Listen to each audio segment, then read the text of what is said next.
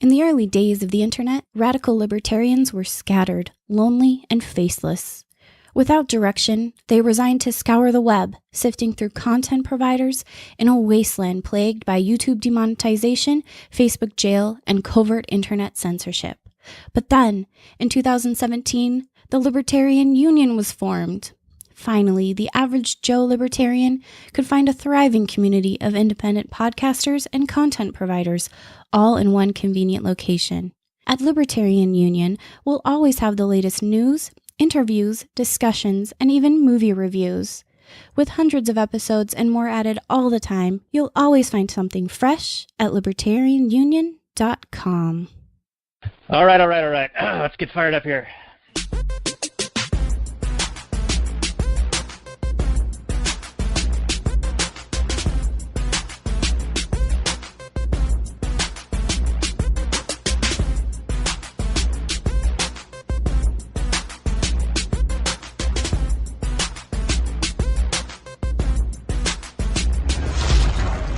Maximum freedom. Read. Stay on target. Maximum freedom. Stay on target. Maximum freedom. Read Rothbard. Hello and welcome to the Actual Anarchy podcast, the podcast where we talk about movies from a Rothbardian and Anarcho-Capitalist perspective. Tonight is Festivus night, and this is the airing of grievances and feats of strength. 'Twas the night before Christmas, and we're finally recording. The wait has been ginormous, but we promise not boring. We're doing Elf tonight on episode 108 of the show. Show notes and more can be found at actualanarchy.com/108. And quick hit of trivia for Robert before we get into the last night's portion of the show is that the taxi cab that hits Will Ferrell's character Elf, Buddy the Elf, has a medallion or a placard on the top of the cab. Do you know the numbers and letters combination, Robert, on the top of that taxi cab? Nobody knows that. That reminds me of the questions that I got at last week's trivia, which was a specialized Christmas trivia written by a guy who doesn't normally write quizzes. And they were all ridiculous, obscure crap that nobody knew. And it was by the grace of the Holy Jesus that we got as many as we did. Sweet baby Jesus. Yeah, sweet little baby Jesus, in the manger. But yeah, no, I don't know that answer. But one of the questions was, according to the movie Elf, what are an elf's 4 food groups? And we got 3 out of 4. The actual answer is candy canes, candy corn, and syrup. But we did not get candy canes. We said gingerbread instead. Oh well. Still, it's all right. Still Failure.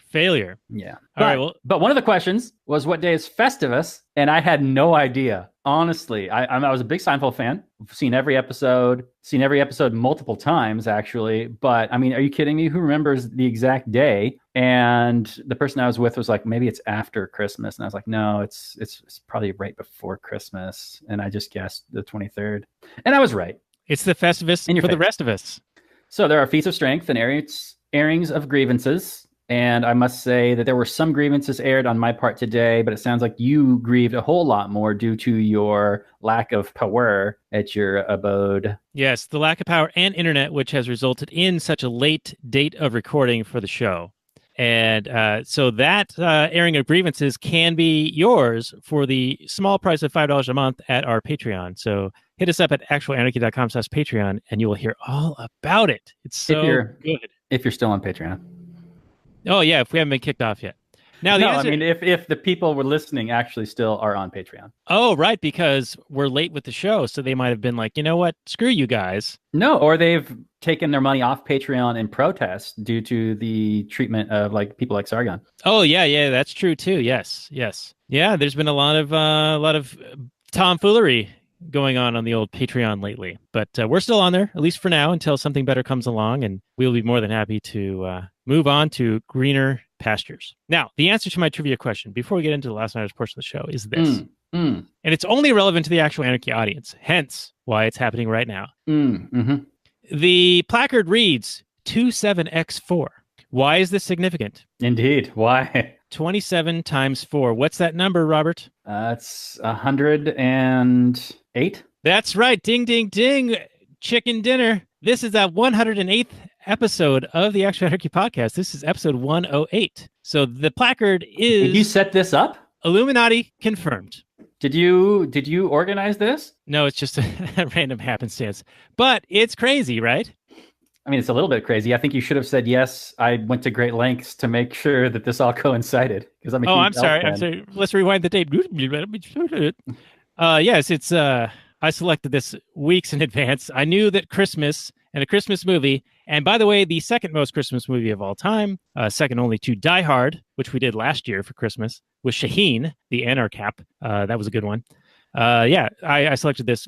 I plotted so far in advance to make sure that the placard matched up with the episode 108. Do you have a list of movies that are most Christmas to least Christmas? Maybe like Hellraiser would be the least Christmas movie, but Elf and Die Hard are the most Christmas movies. There was a Die Hard question, by the way. What's the building in which Die Hard action takes place? Nakatomi Plaza. Nakatomi Plaza is absolutely correct. Who doesn't know that? Of course it's Nakatomi Plaza. Everyone knows this. I don't know if everybody knows it, but that was one of the questions on my quiz.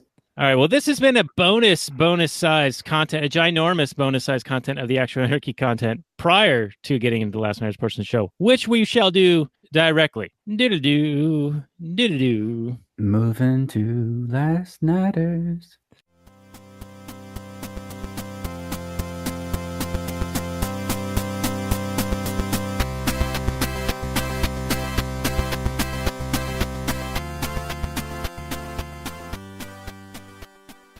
Hey everyone, it's Daniel and Robert, the Last Nighters, and we are doing episode 51 of the show on Elf. Very Christmas movie that I'm sure will have a whole bunch of acrimony between Robert and I. So much so that he's going to be doing... Yes, and we are recording this on Festivus, the night before Christmas. And so as part of the airing of grievances, Robert shall be doing the duties of the Google description. So if you will, sir. Yeah, I'm going to say I'm angry too. Like I'm angry about him. Daniel did something. So Elf was rated parental guidance because, I guess it couldn't be G. There are some like adult situations, I guess. I don't know. Who knows? 2003 fantasy romance. 1 hour, 37 minutes.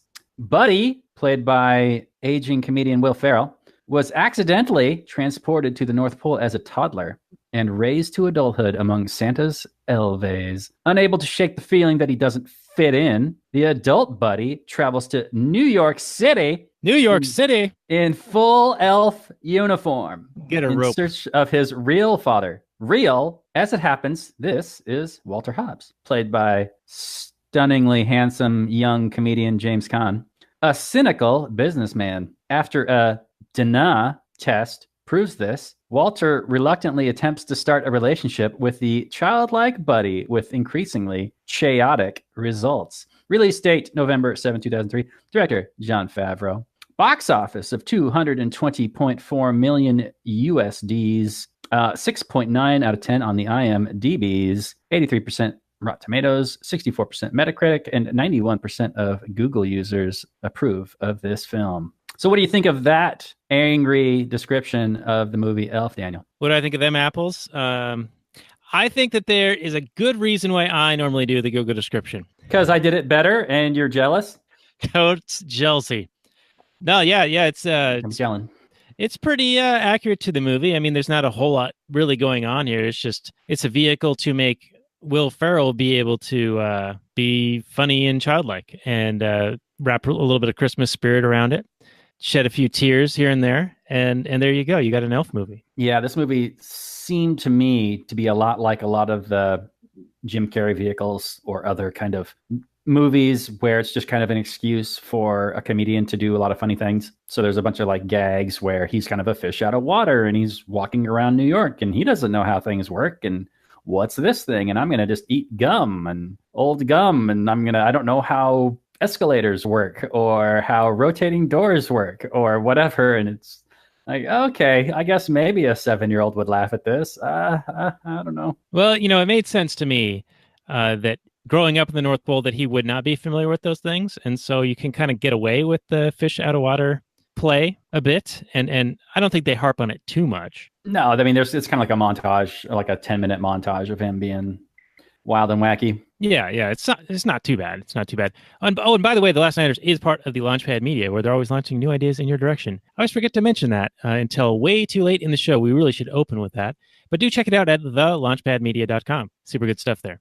I agree. Oh, and one other thing, since we're in the announcement mode, Tom Wood's Liberty Classroom is on sale right now for the next couple of days, right around Christmas. So if you do have any inkling to get that for yourself with the money from Grandma, the $3 she tapes into the card, it's 35% off right now. And if you get the master membership, you get all of his courses that he created for the Ron Paul homeschool curriculum as well. And the one I recommend the most there is the course on government. It's 90 lessons, and you get a full dissertation of where rights originated historically and different forms of government and the consequences of each. And it's really quite good. So do check that out. And if you buy on our affiliate link, we would greatly appreciate it, and also give you some free bonuses like a membership to readit4.me, which is a service where you get business books and self-improvement books summarized in 10 or 15-minute chunks so that you can get 80% of the content in about 5% of the time that it would take to go through that book as if you were to do it on your own. So it's a big time saver, and it will be yours gratis if you buy it on our affiliate link. So check that out at lastnighters.com/Liberty Classroom. Now, out of announcement mode, back into Elf. Robert, where do you want to take us on this journey through the candy cane forest and then through the Lincoln Tunnel? Well, why don't we start at the beginning, Daniel? I suppose that's a decent place to start. Let's do that. At the very, very, very beginning, well, there's like Bob Newhart like talking to you. But after that, then they're up at the North Pole, and young Buddy Elf has grown into be middle-aged Will Ferrell, and he is trying to be a toy assembler guy, but he can only do like 2078 Etch-a-Sketches, and everybody else is doing like 900. And he's upset. So they put him into quality control, and he's still not great at that. And he's just not an elf. He's just not an elf. He's a human trying to be an elf. And I don't know why humans are so inferior to elves, but they just are, I guess. I guess this movie's trying to make a statement about the inferiority of humans. But anyway, you made an interesting point that was instantly disputed by a friend of mine that the North Pole is socialist. And so I was going to give you the opportunity to defend yourself, sir. Defend your argument if you can, because, it's kind of a claim. It's kind of a claim where you'd back up that claim and then talk about it. So why don't you start off and try and defend your claim, sir? All right, so this will be a feat of strength, and this is actually related to a little bit further back and in Bob Newhart's opening to the story, where he says there are only 3 types of jobs that elves can even do. One is being a shoemaker while the lazy cobbler sleeps. The other is being a baker in an oak tree, especially during the dry season, which is a bad combination because then the tree catches on fire. And then the third and final is what they call the show, which is like being called up to the big leagues in baseball, where they work in Santa's workshop creating toys for all the good girls and boys on Santa's naughty and nice list. And the elves are specially suited for this due to their nimble fingers and quick minds that make them very well suited to the task. And I think that often gets conflated with the bad, poor taste jokes about child labor in third world countries where they have tiny little quick hands. And but I will actually defend child labor in a certain respect, in that it's a better thing that they're doing than what their alternative might be. So some do-gooder might go out and try to prevent them from being able to have that opportunity, and then they'll end up doing something even worse. And that's unfortunately what people who try to do good often have unintended consequences that are actually worse off for those that they're supposedly trying to help. And we can get into that if you'd like, Robert. Totally unrelated to elf in a way.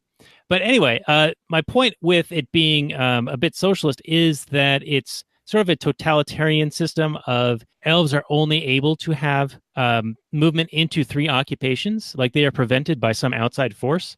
I would assume that this would be some kind of a governmental force or backed by a monopoly on violence. It is not a free market of being able to enter into any occupation freely and moving among occupations. So that was my argument for why I would consider it socialist or totalitarian control. All right.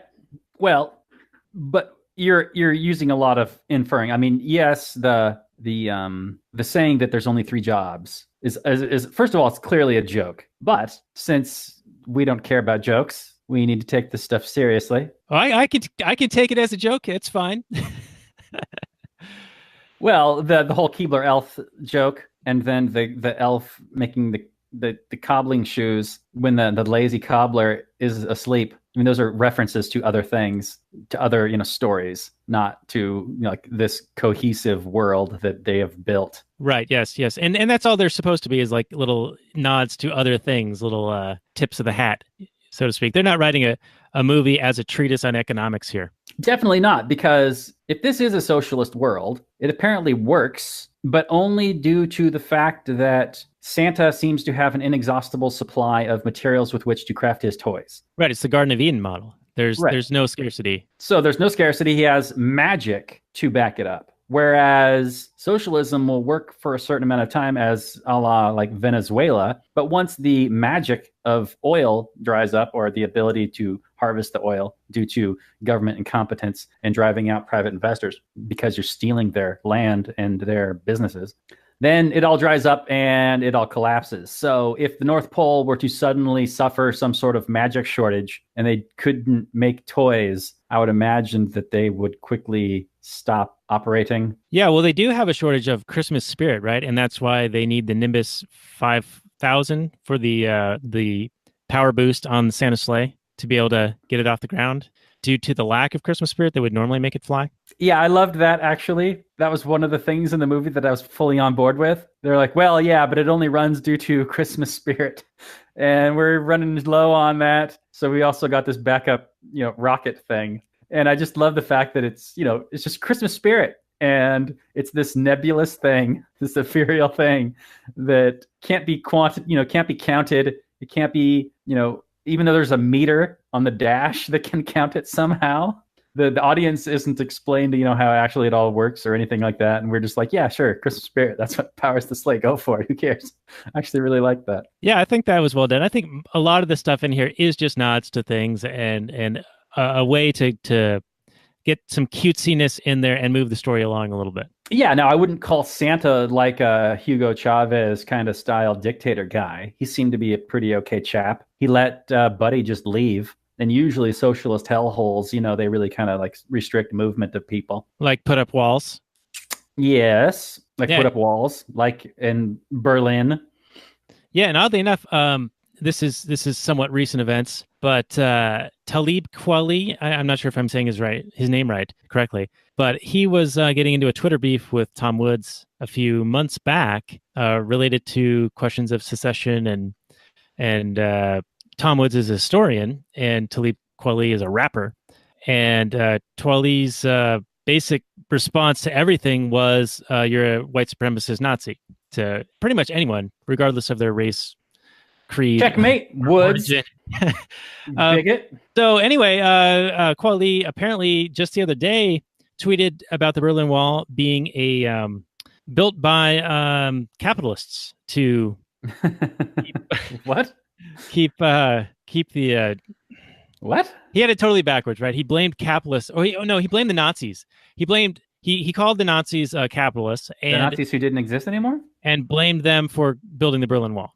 Nazis, yes, who did not exist anymore. Right. Well, not in any structure of power. The and political in no way building movement the wall that ran Germany up until the end of World War II, and then Berlin, which was divided down east and west, one half being controlled by the Western powers and the other half being controlled by the USSR. And the USSR built the wall to restrict people from fleeing west towards more economic freedom. And he's saying capitalists and the Nazis built the wall? The Nazis didn't exist as a political entity when the wall was built. Right.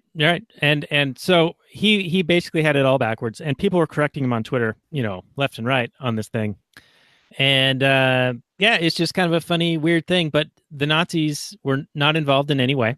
And there were people leaving East Germany. And to stem the tide of people leaving East Germany, they built the wall. And I think, what did you say, 1961? And actually, Hans Hermann Hoppe discusses this in his book, Democracy, the God That Failed, the book that we referred to extensively on our previous episode on the Outlaw King, or Outlaw King, not the Outlaw King. Yeah. Now, when I say the Nazis didn't exist, I mean they didn't control Berlin. I mean there were some in Argentina. Some had come over. Some Nazi scientists had come over to the United States through Operation Paperclip, but they didn't control Berlin, and they certainly didn't build the wall. That's just, I don't know where he's getting that. But I've heard of this guy. I know many people in the freedom movement, argue back and forth with this dude, and he appears to be some sort of lost cause. But whatever, fun fodder, I guess. Fun fodder, yeah, and he's got 1 million followers. I'm not sure how many he paid for, but it is kind of funny and interesting to see people so bad at the history of things that they twist everything into everyone else being pure evil. So that's always fun.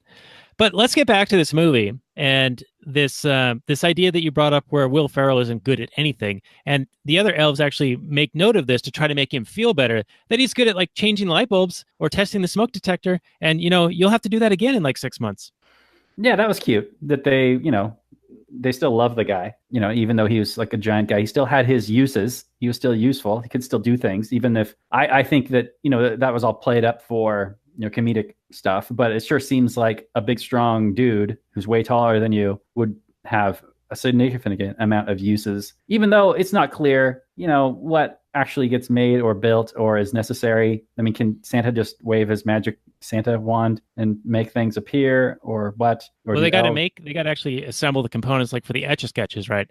And that's where Ming Ming has the quota for Buddy of 1,000, and he's only done like 85, so he's 915 off the pace. So Buddy is very, very ill-suited to this, and that's where they get into the other talents. And by the way, and Anarchist Mom just reminded me of this. Peter Billingsley from A Christmas Story is Ming Ming, so he's doing a bit of a Christmas genre cameo for this movie. Oh, that's nice. Nice little cameos for Christmas. I mean, Christmas Story is a classic. Yeah, maybe that's one we could do next year, perhaps. Do the leg lamp and the shoot your eye out stuff. Yeah, I mean, that's a movie that in my family we watched year after year after year. And so it's got a bit of nostalgia for me. Yeah, I'd be down with that. And, now Elf is going to have, in my family, a bit of a nostalgia, because during the blackout of Christmas 2018 that we had here, we had downloaded Elf before the blackout in anticipation, because we knew that the windstorm was happening, and I knew that we were going to be doing this movie for the show this week. And as a result of not having any other options, we watched Elf 2.5 times with kids, and they love this movie, by the way. Were they laughing, or they just enjoyed it? They mostly laughed at the troll farting, and a few other hilarious, a few other spots. They really enjoyed it. They do like Elf, and they have asked to watch it again. But they're also at that age, and actually, Buddy plays this up pretty well, where they want to watch things again and again and again. Like as soon as it ends, they want to watch it again, and they plow through life. Like every project they do, or everything they do, even before they're done doing it, and there's a mess everywhere, they move on to the next thing, and then to the next thing, and then to the next thing. And as a parent, you can't keep up with them. It's like you're running 100 miles an hour in this direction, and then you turn on a dime, go this direction. And Buddy does that very well, especially in the doctor scene where Favreau makes his cameo, where he's like totally scattered and like, what's that over there? And he's eating cotton balls, and oh, I made him mad. Oh, what's that thing? Oh, can I listen to your necklace? And when he does that, my wife and I just looked at each other like, yep. That's our kids right there. Definitely. They do that all the time. So as a parent, you got some extra added value out of this film. Oh, yes, most definitely. Oh, and one other thing I wanted to bring up was the montage of when he discovers that he's a human, and he like gets all dizzy and falls down, and he remembers, his shoes not fitting or the shower being super small. There's a picture of him playing basketball with the elves, and he's like dominating. And I love that picture for some reason. Yeah, because they play on like a 7-foot rim or something like that, and he's just reaching up and dunking. Indeed. Manute Bull versus Muggsy Buggs. So where do we want to go from here? You already talked about Walter Hobbs a little bit, who is his father, and he's on the naughty list. And he's presented as an evil capitalist in this movie, and I think that's pretty much par for the course in most movies and media. But essentially, it boils down to him working too hard and kind of neglecting his family. Like his son kind of is missing a bond with his father, as we discover a little bit later on. Yeah, but can we talk about the laziness with which it slaps capitalism? Let's talk about the laziness of that, because are you talking about the nun thing? Because I that pissed me off quite a bit, actually. The nun thing? Yeah, where we first meet Walter, and he's collecting the books back from the nun. Like he's meeting with her, And she's like, you're going to take the books from the children? And he's like, well, you didn't pay for the books. Yeah. So, yeah. Go right ahead, Daniel. Do you got some more to say about that? Well, it's just presented as he's this heartless, evil guy. Right. As if capitalism only cares about the absolute bottom line, as if there's no such thing as public relations and good press. And I mean, part of the equation with which consumers use when they're purchasing a product is this a conscientious company? They're not just providing the lowest value. Sometimes, you'll go and you'll buy a product and you'll pay a little bit more for it if you know that you approve of the way in which a company does business, if you like the people that are in that business. So Sure. Yeah. People buy locally or buy American, even at their economic expense, because they feel better about it. And they'll boycott companies when they perceive them to be doing, things they disapprove of. Or they'll just, choose a competitor, a higher price competitor. Or they'll actively air grievances. Thank you. Festivus, call back. Thank you. On social media about, look at this terrible company doing X, Y, and Z, and how terrible are they? And everybody should not, use their business like I am. Aren't I great? Right. But in this specific instance where he says he's taking the books back, and he says, well, I see what you're trying to do here, and I'm not taking them back. You're not paying for them. And she says, but the children love the books. And he responds, I know, I did. I ran the focus groups. But my point is she didn't pay for him. So he's totally within his right to take back unpaid for product, right? I mean, sure, it's kind of shitty. And you're right. He could be charitable, but he's under no obligation to be charitable. I mean, they had an agreement in place and she didn't follow through on her end of the agreement. 100%. And why would he? What about this evil nun who's trying to steal books from him? Why isn't that side played up? Well, you know exactly why. It's because the capitalist is always the evil twirling mustache villain in most entertainment, most TV and movies. And the nun is virtuous, therefore she deserves free books. I understand. Sure. Where's your heart, Daniel? I mean, it's just a whole bunch of people who worked to make those books, and they don't deserve any money for making those books, do they? I mean, the printer doesn't deserve any money. I mean, it's not like it cost him resources and time and doesn't have people to feed. His employees don't deserve any money or food. Right. And it's not even that they deserve it or that they should be guaranteed it. It's that they take the entrepreneurial risk of putting it out on the marketplace in hopes that somebody will be satisfied enough to exchange their goods and services or mediums of exchange, so money in this case, to make that trade in a mutually beneficial situation. But by robbing James Caan of these books, this nun isn't just robbing him. She's robbing everybody making those books, not just this one greedy capitalist guy. Right. Yes. Yeah. In a way, like as long as James Caan's character, Walter Hobbs, has paid the printer or paid, the wages of the people making the books, then he's on the hook for the loss. Right.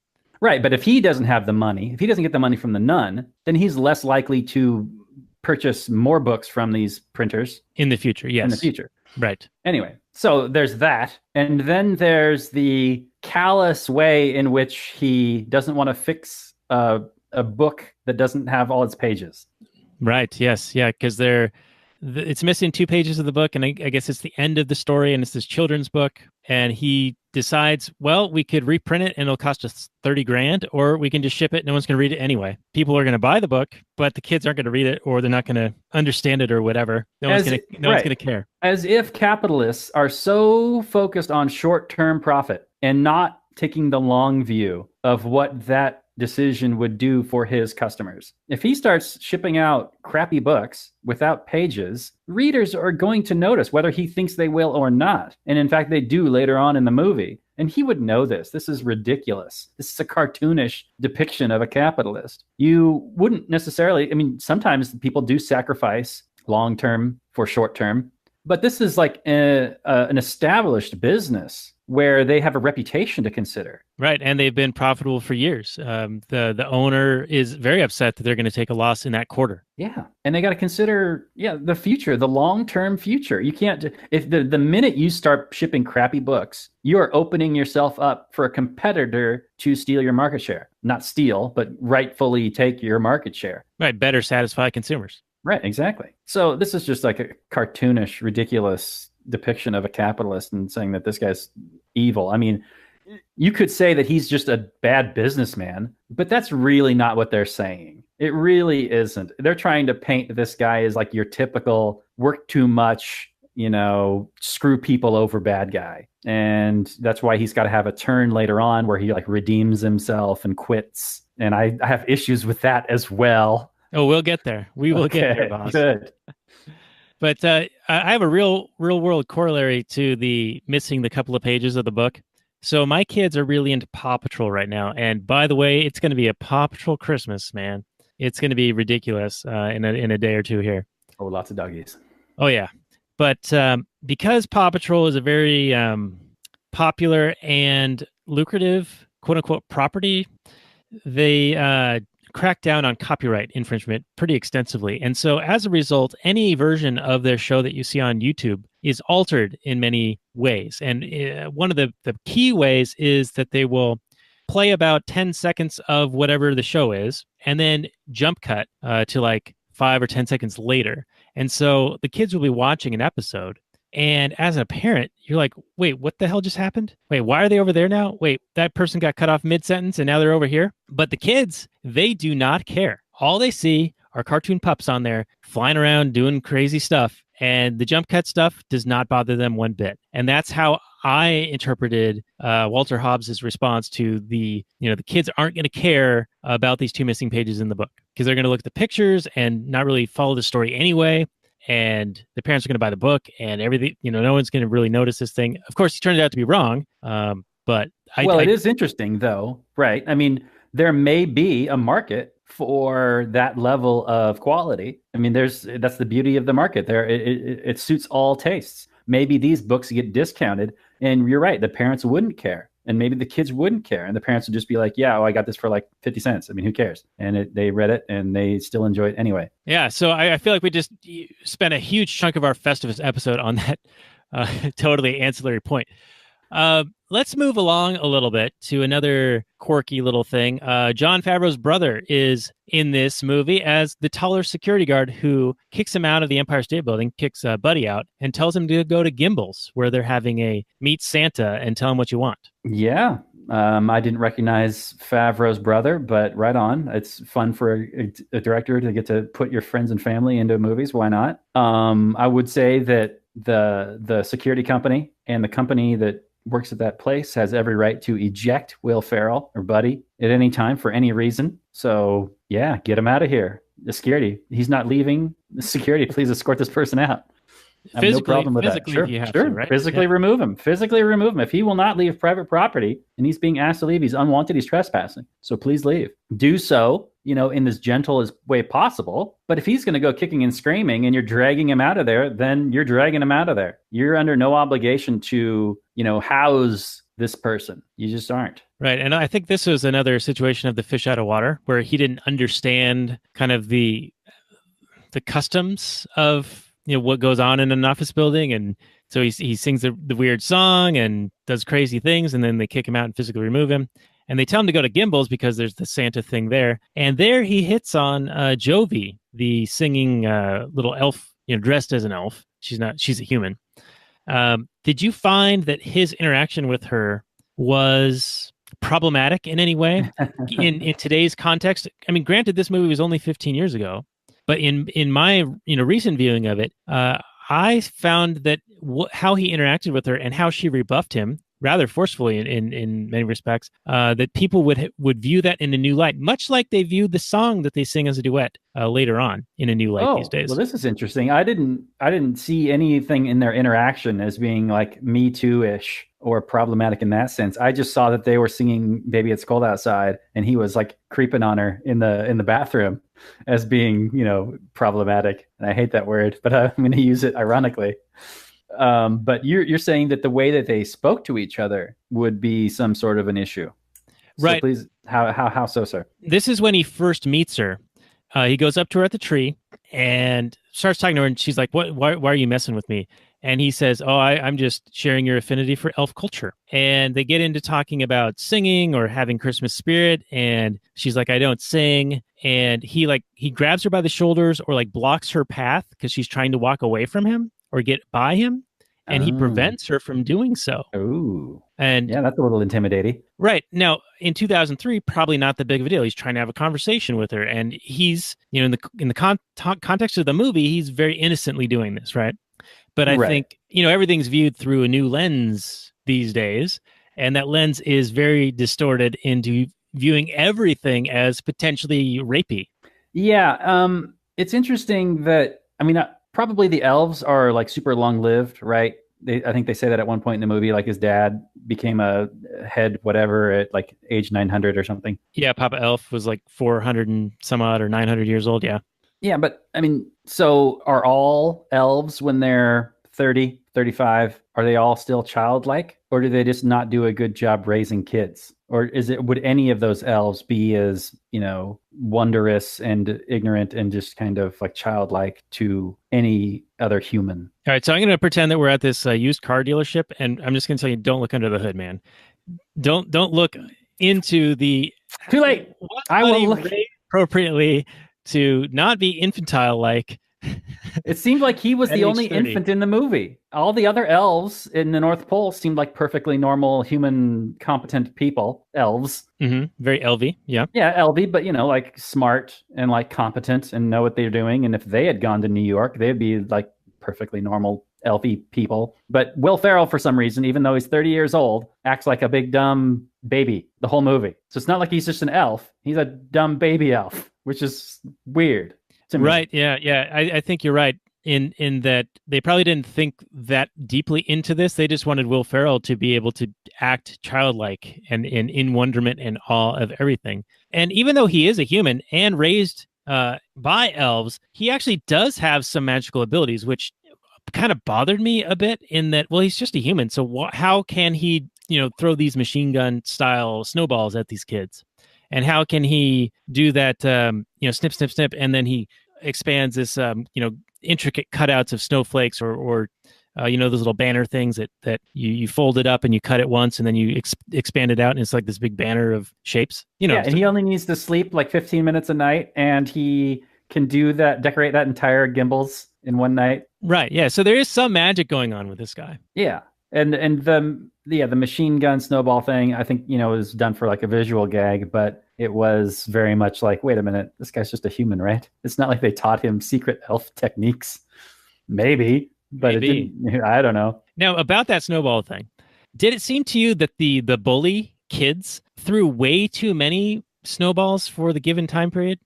Oh, yeah. I think there were a whole bunch of CGI snowballs that like were endlessly flowing. Because there was like a hailstorm, like a rain of snowballs. There was just an impossible number from just the like 5 or 6 kids that were throwing them. Right, from all directions. Yeah, it was right. Like they all had the same elf ability. Right. Yeah, there was like a horde of them all shuffling constantly, and they had made hundreds of these things until Buddy somehow turns the tables and is like a sniper with this endless ability. Yeah, he had a bump stock on his arm for the right. Anyway. It'll get made illegal. So baby, it's cold outside. Let's talk about that for a little bit. Okay, well we have talked about this on the show before, but I think it was maybe in a little Kathleen Turner overdrive. So I have no issue with a radio station not wanting to play a song. I don't care. You can play whatever song you want. But you got to say that it's kind of hilarious that, yes, I understand that, proclivities change over time. And you think of yourself as more enlightened and whatever, and more sensitive to, I don't know, rape culture or whatever the feminists have people believing in these days. I don't know. But Baby It's Cold Outside, in my view, is kind of an empowering song for a woman. It's a woman trying to guard her reputation, and they're kind of bemoaning and trying to come up with excuses of reasons to stay and be with this man that she wants to be with. And they're talking about, well, we should leave. Yeah, I want to stay. They're coming up for excuses to stay. So it's not like this pressure rapey vibe. It's these two people that really want to be together instead of, but she has to guard her reputation to the society at large. Right, because the social norms are that she shouldn't do that because she would be seen as some kind of a floozy or a slutty or something. Right. So, but the modern feminist movement has said that, no, this is like this dude pressuring her to stay, and so he can like roofie her or whatever. And yeah, it just seems to be getting the wrong end of the stick. I don't know. It's real dumb, but that's pretty much everything they do in my view is just real dumb. But it's funny that this happens in this movie because if they had made this movie today, or if they make a sequel to this, I don't think that they'll include it. Right. Now, Will Ferrell has said on multiple occasions he will not do a sequel to this. And now that he's like 50 years old compared to 30, 35 when he made this, he probably wouldn't be nearly as nimble. But it's still, this song does strike me as a bit odd in this movie. And I think that maybe they were more looking at it as, well, it's kind of Christmassy and it's a duet and we need a duet. Right. Because, yeah, they have this storyline going on where it's, where Buddy says, the best way to spread Christmas cheer is to sing out loud, something, right? For all to hear. For all to hear. So when he first meets her, he's asking about how she sings. And then he finds out she has a really good voice. And so then at the very end of the movie, then she has a little bit of a character development moment and she starts to sing in front of other people where before she didn't want to do that. She's only going to sing in the shower. So everybody's got a little bit of character development. It doesn't take much. It's just a comedy. So you can't expect a whole lot of character development. But most characters do have a little bit of growth. You got the James Caan character who has a little bit of growth, even though it's dumb. And we'll get into it. But yeah, the Zooey Deschanel character has the singing thing, and that's her character development. So yeah, right. Maybe it's a little bit odd, but for the plot, I understand why it's there. Right. And it doesn't necessarily have to be that particular song. It just ticked a couple of the boxes, I think, that they were looking for. Right. Yeah, there has to be a scene where he hears her singing and has to say that, man, she's got a great voice. And then later on, she's got to sing out loud, Christmas cheer so that the sleigh can fly. Right. But not only does he have to hear her singing, but he also has to join her in singing it to get the locker room scene to work. Yeah. And then there's a comedic moment where he slams into a stall door. Yeah, I don't know. If you like the kind of slapsticky kind of humor, it's okay. But I think this is definitely like a child, kids movie. Oh, yeah. I think it's rated PG, and I think, if you're adolescent up to the point at which you're like, maybe 10 to 12, I think this movie drops off considerably in terms of laughter. I still think that adults can watch it and get some kind of like, good feeling charm type stuff out of it. But I don't think that the comedy has aged very well, although I don't really remember laughing a whole lot when I saw it for the first time. Believe it or not, I was alive in 2003, and I believe I saw this in the theater. Wow. Yes, I am that old. Dated yourself there. I just did it. Try and stop me, copper.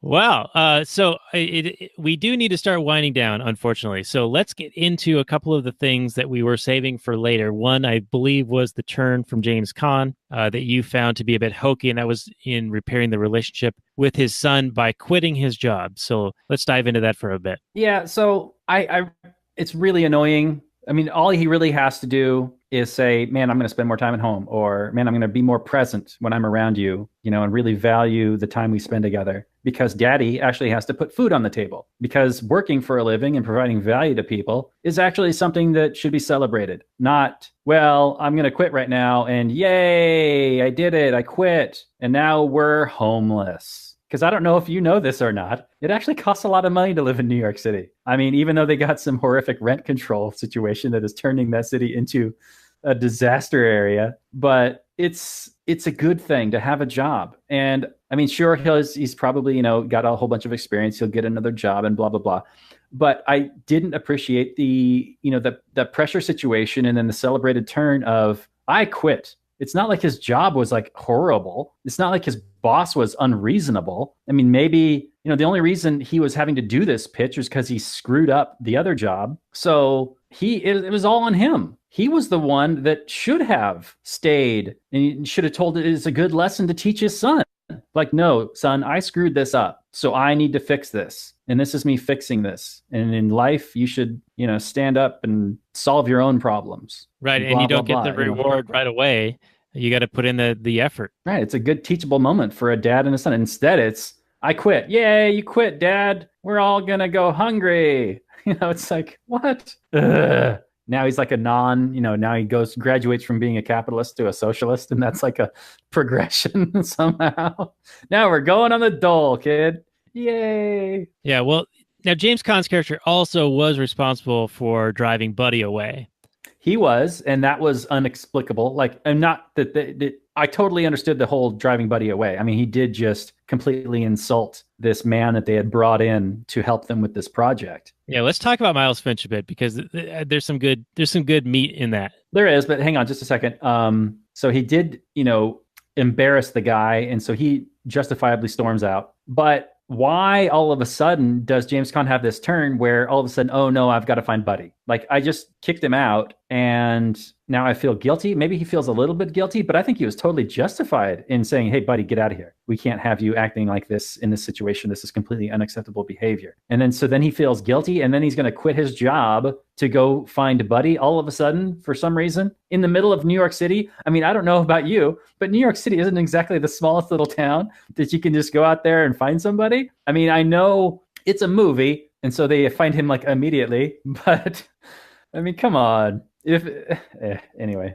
Well, my take on it was that he went a step too far with Buddy and telling him to get out of his life and never come back. And I think that might have been the seed of guilt that he had. And then his son coming saying, hey, Buddy left a message or left a note and he's run away. And this is where Walter Hobbs it dawns on him that not only did he screw up with Buddy, but now his son, who has been missing a relationship with him as well, is now asking for him to help him. And so that's what helps him to turn. And then also his boss, who had him meet on Christmas Eve, in the evening on Christmas Eve, which he probably felt was a bit too much of a demand, too much of a, I hate this term, but to use ask as a noun, too much of an ask. Everybody else was there. That's true. Everybody, he was there on Christmas Eve. It wasn't like he was phoning it in from his home. And all the other executives were there. But I think it was enough. Well, the whole board was there, actually. The whole board was there, and they were all there because James Caan screwed up the other job. Not only did he screw it up, but he said that even if those 2 pages were there, it would have been a crappy book. So so I mean, they should be firing his dumb ass. Right. Basically, they should be firing him anyway. But let's talk about Miles Finch a little bit, because they bring this guy in who is so hyper specialized in this very specific thing, this very sought after niche thing, that he can name his price and have, what do they call it? A rider of demands. Like, the car must be 71 degrees, must be a Mercedes S-Class, picks me up from the airport. I need 6 bottles of spritzer water, chilled, all this stuff, all of these things in his demand, because he can name his price. He can name his demands, that he wants in the agreement before he will even set up a meeting with them. Right, because he is so in demand, because he has developed this one unique skill. Like, if he was just like somebody who was good at sweeping floors, well, you could probably find 1 million people who could sweep floors pretty good. But this guy, there's only one of in the entire world that he's developed this one amazing ability to come up with incredible children's books. Related to vegetables or not. Right, so they're completely happy to do whatever he asks for just to get him there to pitch them, a few ideas. Right, and Tyrion Lannister is so good that Hobbs's 2 writers who are on the payroll to write books for him, rather than writing books, they go and get Tyrion Lannister. Yeah, and isn't one of them like in Tenacious D, and the other one is like Conan's sidekick. Yeah, it's Andy Richter and Kyle Gass. Yeah, who do a pretty good job. I mean, they're pretty funny. So yeah, they're funny, and they're little bit parts here. Yeah, it's funny to see them there anyway. So one other thing I wanted to bring up, and this is the end of my notes. Okay. I really enjoyed how the Central Park Rangers are depicted as the most evil bad guys ever. Like, they are literally the Nazgul. They are the Nazgul. That was not accidental that they made them look exactly like the Nazgul. and basically, I mean, they're these highly specialized police officers, right? Yeah, like all in black and storming around. Very menacing. I did appreciate that. What did you think of the real world fact that it's illegal to damage a tree in New York City? I think it really should be down to who owns that tree and whether there is a property crime. Agreed. But yeah, they made reference to Buddy cut down this tree in Central Park, and James Caan's like, oh, so now my son's out there committing felonies. And I think it's Harvey Silvergate, who is an attorney who's written a book called 3 Felonies a Day, where he talks about all of the myriad laws that are on the books in various jurisdictions in the United States, where on average, every adult in the United States, on average, commits 3 felonies per day, whether they know it or not. Yeah, so I did appreciate that Buddy just chops down a tree because, he needed a Christmas tree. So he committed a felony unwittingly, just like all the rest of us. So that's good. All right. So any other points you want to make before we get into our final summary and review, Robert? No, I think we covered everything. There weren't a whole lot of notes that I took, just a few, beats that we have all covered. So let's wrap this bad boy up like a nice big fat Christmas present. All right. Well, I'll go ahead and give it a start. And I meant to mention this earlier, but this role, we talked about Jim Carrey briefly and how this would be a vehicle that would be something that would be built around his kind of comedic style. Like some whole movies are built around letting the comedian do what they do. Like Liar Liar, which was an episode we did about 2 months ago, was very much like that for Jim Carrey. And it turns out in reading the research on the background of this movie, Elf, that Jim Carrey was considered for the role and turned it down. And so I wonder if that's one of the reasons why we kind of see that similarity, where it's sort of one of those vehicles to kind of let that comedian do what that comedian does. Yeah, it strikes me as very much that. And, I think it worked. I think Will Ferrell plays that character well. I mean, it's a movie that's been well received, and it's had legs that have lasted this long at least. So, yeah, if anything, I think the momentum is building. This is becoming a classic status already. Right. Yeah, absolutely. Yeah, much like Die Hard. A more deserving film, but yes, much like Die Hard. All right, so here is my summary and review. I actually enjoyed this film quite a bit. It has aged pretty well for me, and I enjoyed Favreau's directing and the forced perspective that they do to make the size of the different characters when they're in the North Pole. It seems actually rather convincing. There's only one moment where I notice where the Ming Ming character played by Peter Billingsley, he has his quota sheet and he passes it through a table that should be solid, but because of how they're shooting the scene and it's not CGI or anything, it's actually Will Ferrell's like super close to you and all the other characters are further away, and the set is built in such a way to where it looks like they are on the same plane. And for the most part, I think they did an exceptional job of that. And the story, for the most part, it has a bit of a turn. It's got Hobbs, who's this caricature of the twirling mustache evil capitalist, who's got a poor relationship with his son, and so they build a turn for him. They have a turn for Zooey Deschanel with the singing bit. A lot of it is the fish out of water story, like we talked about earlier, and it's really a vehicle to get Will Ferrell to do some childlike comedy. And I think it works overall and ends up being rather sweet, and it did jerk a few tears out of me at the end. Not like literal tears, but a little bit of the choky upness and bonus points for my kids enjoying it. So I'm going to go really high on this thing with an 8.7, Robert. Wow. Okay. That's startling review. Okay. That's shocking. That's shocking. I'm shocked right now. I don't even know. I can't even. So Elf, what are we going to talk about? What are we going to say? Will Ferrell does a pretty good job playing this buffoonish child character. No doubt enhanced by just like watching his own children probably at the time and kind of copying their mannerisms and the things that they would do. I think it works okay. It's not, rocket science. It's not. If this movie is like a holiday classic, then the standards of holiday classic are not super high. It's okay.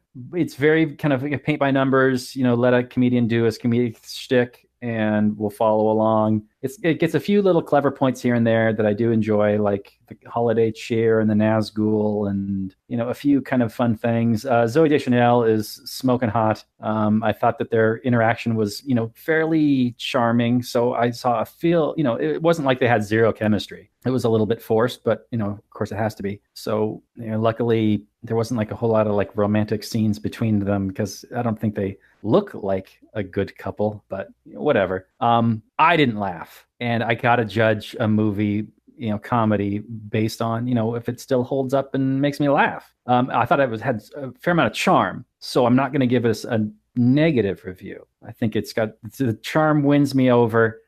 This is a movie, I think, where Metacritic gets it exactly right. There's a 64% on Metacritic, so my rating is exactly a 6.4 for Elf. I recommend it only insofar as much that, you can watch it with kids and stuff. I think after you reach like your teenage years, the comedy wears thin. but the charm probably lives on much longer, and it carries it through. So that's what you get from me tonight. Thanks, everybody.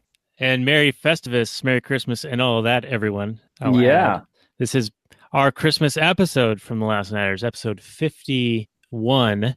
And the show notes and more can be found at lastnighters.com/51. Now, speaking of Christmas movies, we did do a lot of talking about Die Hard, which, of course, stars Bruce Willis. Oh? And so what better way to follow up the second most Christmas movie ever than with a Bruce Willis movie like Death Wish, which we will cover next week on the show. Yeah, the not much celebrated Death Wish, reboot, I assume it is? 2018? It's the new version, remake of the original series starring Chuck Bronson, of which the first one is actually very highly regarded, and they get increasingly worse. And the fifth one was made when he was 72 years young. Wow, that's pretty amazing. So this movie, Death Wish, was recommended by a friend of mine who says that the last 10 minutes makes a really good argument. So we're looking forward to that. I want to see what this argument is and just how good it is. And we are going to evaluate that argument on the next episode. Next episode. Neither one of us have seen it just yet, but we will be watching it this week as we celebrate the holidays with our friends and family. So I think that's going to do it for us on this Festivus evening, the night before Christmas. So Merry Christmas to everyone. And if you want to get some of our pre-show bonus content where we talked about some Christmas gatherings that we both attended recently, you can do so at lastnighters.com/Patreon. Also, as I mentioned before, Tom Woods has a 35% off deal on his Liberty Classroom product, and you can find that at lastnighters.com/Liberty Classroom. There will also be links on the show notes page. Thank you again for joining us for this very belated episode. We do appreciate you sticking with us due to the delays caused by the power outage and the internet taking me back to the anarcho-primitive stage. But we have since recovered and are now in a new golden age of completing the show. So thank you guys very much, and I will say good night from last night.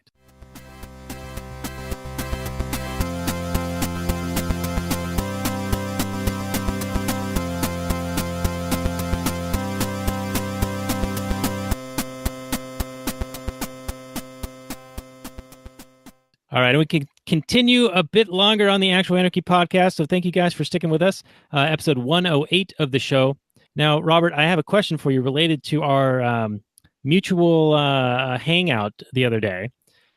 This is related to contract and making a purchase and different levels of information being available to the parties involved. So, go on. I'm titillated. Set the scene for you. So, a guy I know was buying a car off of a dealership, like a used car dealership.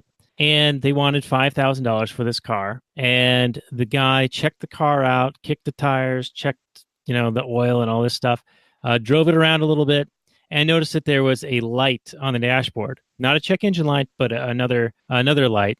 And he discovered what it was for, and it was for low transmission fluid. So he has this information. He goes back to the dealership and says to the sales guy, "Hey, that light there, that's a transmission light. It's a warning about a transmission problem." Did he lie? Because technically he did not.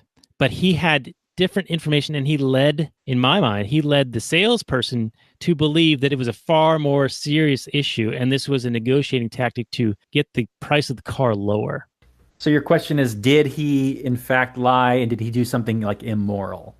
Right. Well, first of all, I don't think it's a crime to lie to a used car salesman. The shady shysters, let me tell you. One rung above politician, right?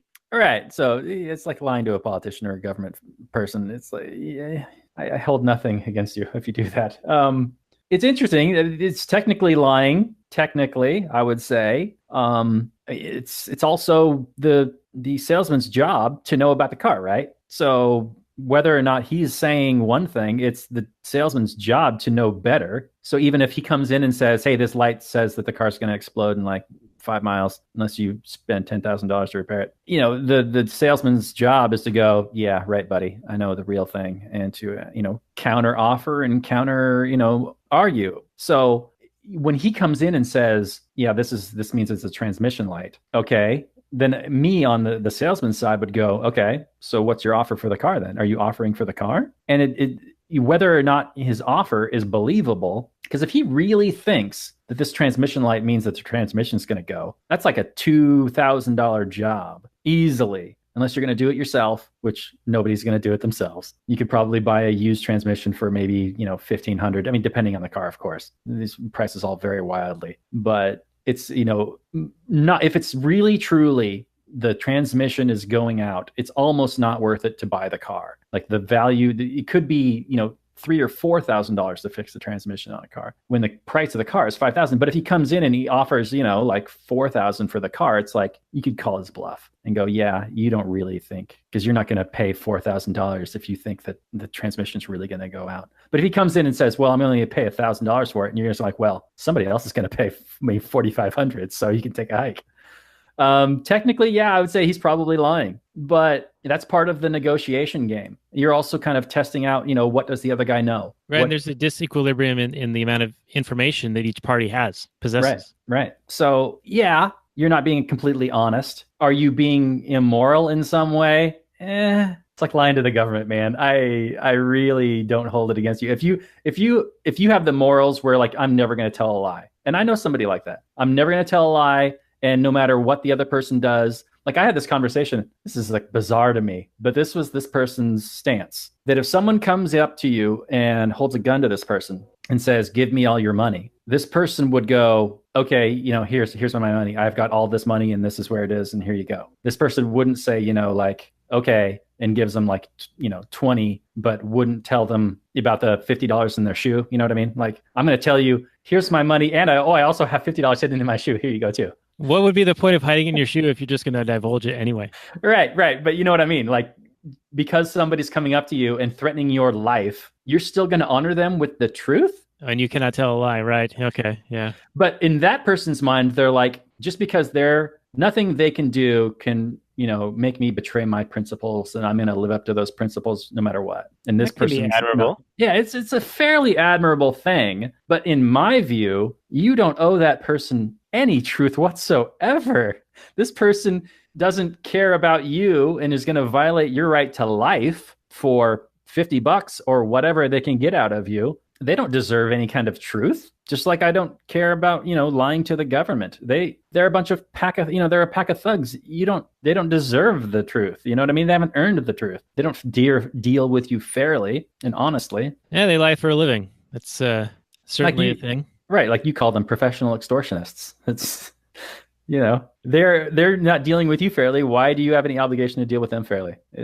But if you have them, that tenet where I'm going to tell the truth no matter what, I guess more power to you, I suppose. And this person would divulge, every little last thing. Right. So if they were buying this vehicle, they would go, that's a transmission fluid light. It means that the fluid is low.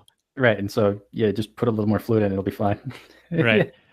I mean, my take on this was that he's definitely withholding pertinent information that would reveal the true nature of the problem.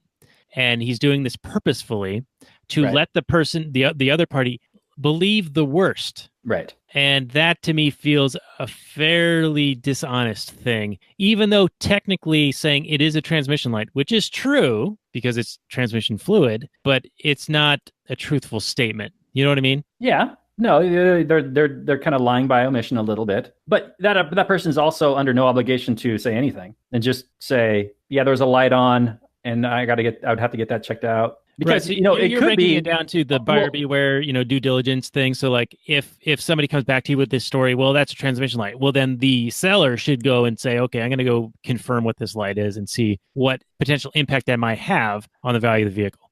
Well, even if, as you're test driving out a car and a light pops on or a light is on, just because the light is on and it says, it's an engine, it's a fluid level light. And isn't that always a thing? Like as soon as you buy a new car, like a used car, and it's new to you, like invariably within a week, some fucking thing goes wrong with it.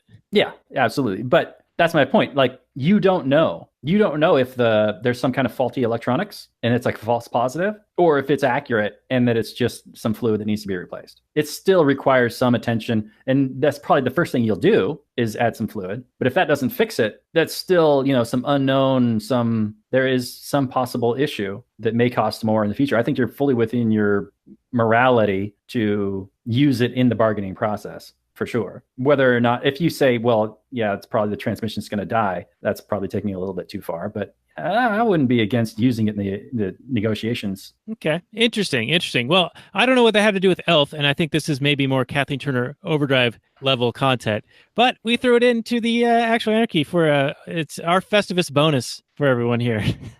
Yeah, baby. Go out there and air some grievances and, lift some things. Yeah, commit some feats of strength. And then, even if that's like lifting a turkey leg into your mouth, that still takes some strength. And then, hug the people you love, and hopefully you get some good loot, and you gave some good loot, and you get a little bit closer with your family. So get out there and do that. All right, well said, Robert. And I'll just add my message of happy holidays to everyone who's a listener and supporter of the show. We do appreciate you guys very much. We'll be coming back next week with Death Wish 2018 with Bruce Willis, and we have a whole slate of shows planned for next year, and maybe some graphical changes that you guys will start seeing in some of the artwork and all that. So should be some good times. Enjoy your friends and family, spread that peace and love and joy and all that stuff, and enjoy your holiday. Thank you guys for joining us for the Actual Anarchy Podcast, episode 108. Good night, everyone.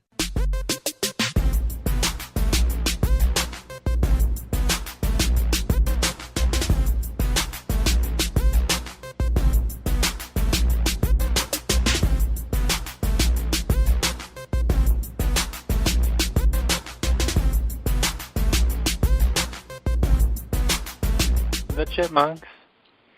CHIPMUNK. We're the Chipmunks. Guaranteed to brighten your day. Do do do do do do do do do do do.